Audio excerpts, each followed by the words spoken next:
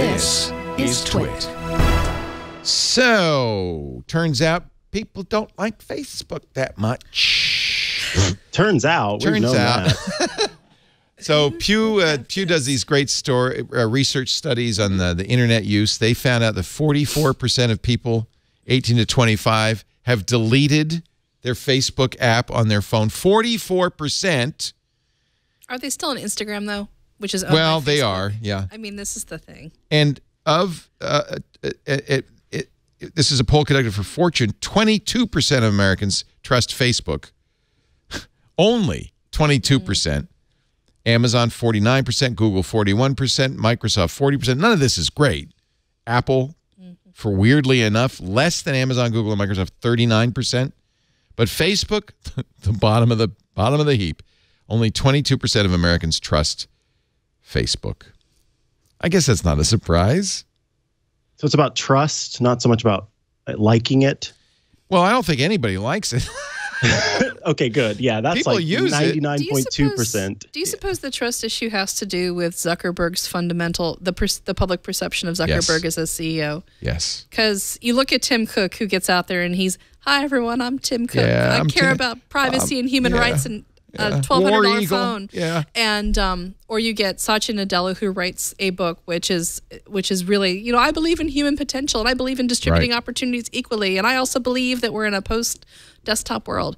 Or you even get Google's CEO who's like, "Yeah, I will go to the airport and wave a sign around when a travel ban comes down." And then you get Zuckerberg, and I don't know if he doesn't know the optics that go with being a CEO, or he genuinely doesn't care. But I wonder how much of the Facebook trust problem is Zuckerberg's perceived I just want to point out reaction or response. In a poll of adult Romans, only 22% trusted Caesar. I was like, where's this going? You don't have to be loved and trusted to change the world. And I think Zuck really thinks, Zuck, I know he's a true believer, right? Yeah.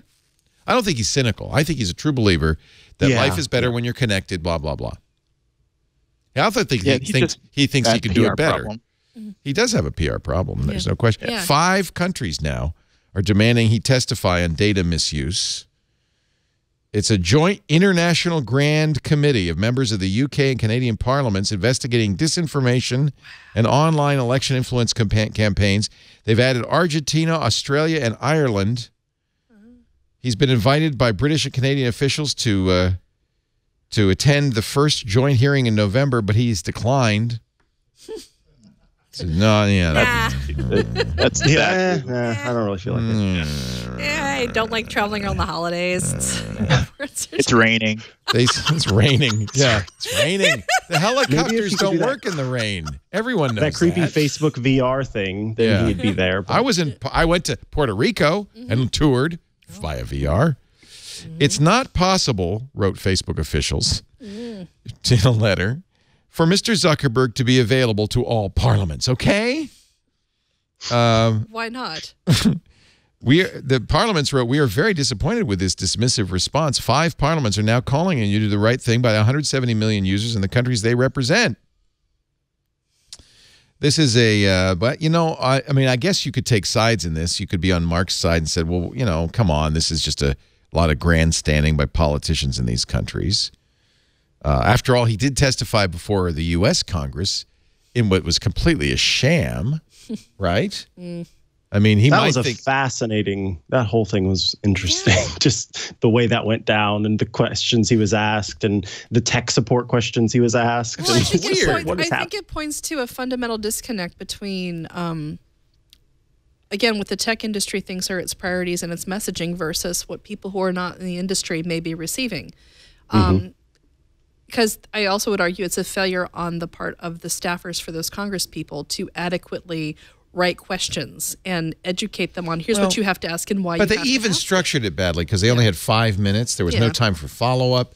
They ended up grandstanding or asking him, "How does this phone work?" No, like I said, it's a failure on all sides. Yeah. I mean, but if going back to the PR issue, that was a good thing for Mark. because all the focus was on the dumb questions, not anything bad that Facebook did. And if he read the room right, especially in the European Union, they feel that they have no control of all these American tech companies that are taking control of their citizens. And if he refuses to show up, which he already is doing, they have more ammunition to feed the narrative that they don't care about us over here. They're going to do whatever they want without any thought that we can do anything against them because they feel that we are so dependent. He should show up. He should say, I want to hear you. You're very important. Whether it's true or not, if you look on both sides, it would have been better. It would be good for Mark, and it would be better for these politicians to figure out, for them to even say that, hey, we care about you, so we're bringing Mark in. And Mark says, hey, I care about you, so I'm going to go. And he's not reading the room correctly. Well, he might want to read this graph correctly, although I have to say it's kind of goofy. How confident are you, this is the Fortune poll, in the leadership abilities of the CEOs of each of the following companies when it comes to ethical use of data and private information? And 77% of respondents said they were at least somewhat confident that Jeff Bezos was going to protect their private information. What? But only 59% said Mark Zuckerberg. I guess if you don't tell people how you're using their information, they're just like, Jeff seems like a nice guy. Yeah. He looks good.